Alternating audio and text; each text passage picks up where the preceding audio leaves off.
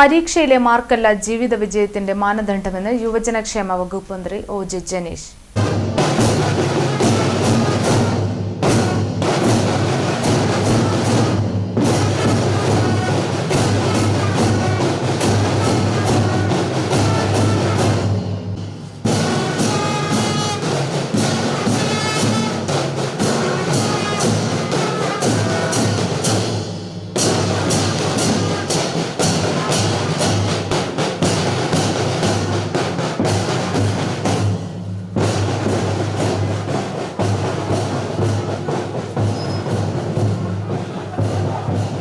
ജ്ഞാനാർത്ഥദായിനി സഭ ബാലാനുബോധിനി UP വിദ്യാലയത്തിന്റെ പ്രവേശനോത്സവം ഉദ്ഘാടനം ചെയ്ത് സംസാരിക്കുകയായിരുന്നു കായിക യുവജനക്ഷേമ വകുപ്പ് മന്ത്രി ഒ.ജെ. ജനീഷ്.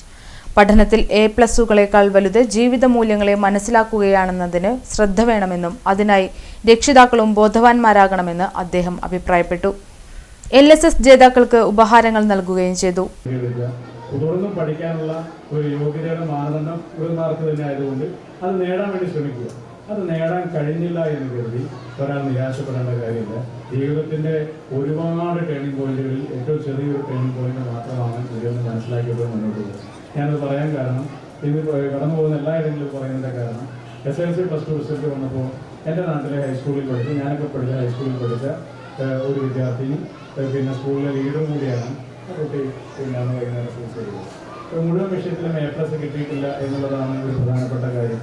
സ്വാഭാവികമായിട്ടും അതവർക്ക് ഒരു പക്ഷേ വർക്ക് വന്നിട്ടുണ്ടാകാം, അല്ലെങ്കിൽ ട്യൂഷൻ ക്ലാസ്സിൽ ടീച്ചർമാർ വർക്ക് വന്നിട്ടുണ്ടാകാം. അതല്ലെങ്കിൽ കൂടെ പഠിച്ച എല്ലാ കുട്ടികൾക്കും കിട്ടുമ്പോൾ അവർ മാത്രം അത് നേടിയാൻ സാധിക്കാത്തതിൻ്റെ കോൺഗ്രസ് ആയിരുന്നു, ഒരു പ്രശ്നമായിരുന്നു.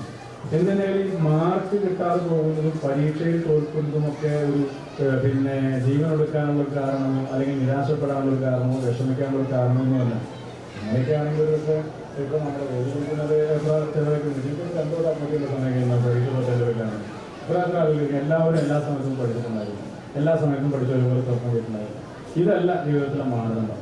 മക്കളുടെ അളവ് പോലും അവരുടെ മെറിറ്റിൻ്റെയും അവരുടെ മികവിൻ്റെയും അവരുടെ വിനയത്തിൻ്റെയും വിവേകത്തിൻ്റെയും അളവ് പോലും മാർക്കല്ല എന്നുള്ള കാര്യം നമ്മൾ മനസ്സിലാക്കി വരുന്നു. ഒരുപക്ഷെ മാർക്കിൽ പുറകിൽ പോയാലും അവർ നല്ല മക്കളായി വളർന്നു വരുന്ന ഒരു സാമൂഹ്യ സാഹചര്യത്തിലാണെങ്കിൽ അവർ ഈ പിന്നെ നമ്മുടെ നാടിന് തന്നെ വലിയ ഗുണകരമായിട്ട് മുന്നോട്ട് പോകുന്ന മക്കളായിട്ട് വളരും. അപ്പോൾ മാർക്കിനെ ചുറ്റിപ്പറ്റിക്കൊണ്ടുള്ള കമ്പാരിസൺ നമുക്ക് പുതിയ തലമുറയോട് ചെയ്യുന്ന ഏറ്റവും വലിയ പുതിയ തലമുറയോടല്ല ഞങ്ങളോട് ചെയ്തത് നമ്മളൊക്കെ ചെയ്തത് നമ്മളിപ്പോൾ ചെയ്തുകൊണ്ടിരിക്കുന്നതായ ഒരു പീരിയഡാണ്. ഇന്നത്തെ കാലത്ത് കുട്ടികളൊരു പ്രശ്നം ഇവർ വളരെ പെട്ടെന്ന് തന്നെ ഇങ്ങനെ പിന്നെ മനസ്സിൻ്റെ ബലം കുറയുന്ന ഒരു കുഴപ്പമുണ്ട്. അത് ജീവിത സാഹചര്യങ്ങളിലായിരിക്കാം. വലിയ കഠിനമായ പരീക്ഷണങ്ങളൊന്നും നേരിടേണ്ടി വരുന്ന സാഹചര്യമൊന്നും പുതിയ തലമുറയിലെ വിദ്യാർത്ഥികളെ സംബന്ധിച്ചില്ല. അവർക്ക് പഠിക്കാനുള്ള എക്യുപ്മെന്റ്സ് ഉണ്ട്, അവർക്ക് പഠിക്കാനുള്ള പാഠപുസ്തകങ്ങളുടെ കുറവില്ല, പഠിക്കാനുള്ള സ്കൂളുകളുടെ എണ്ണത്തിന്റെ കുറവില്ല. വാർഡ് കൗൺസിലർ TS സജീവൻ അധ്യക്ഷത വഹിച്ച യോഗത്തിൽ പ്രധാനാധ്യാപിക സിനിജ ടീച്ചർ സ്വാഗതം പറഞ്ഞു. Eriyad panchayat ward member Mujeeb Rahman, JD Sabha president NK Jayaraj, manager PK Ashok Kumar, PTA president KS Kannan, പൂർവ്വ വിദ്യാർത്ഥി സംഘടനാ പ്രതിനിധി Shanavas, MPTA president Shaufi, KI Raseena, KR Reji, NS Kannan എന്നിവർ സംസാരിച്ചു.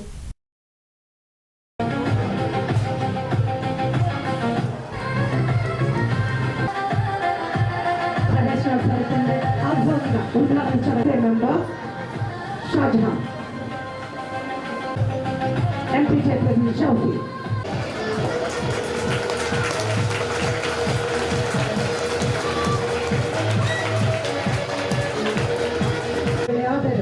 നൽകുന്നത് JD Sabha president NK Jayaraj. JD സഭയെ ആദരവ് കായികമന്ത്രിക്ക് JD സഭ പ്രസിഡന്റ്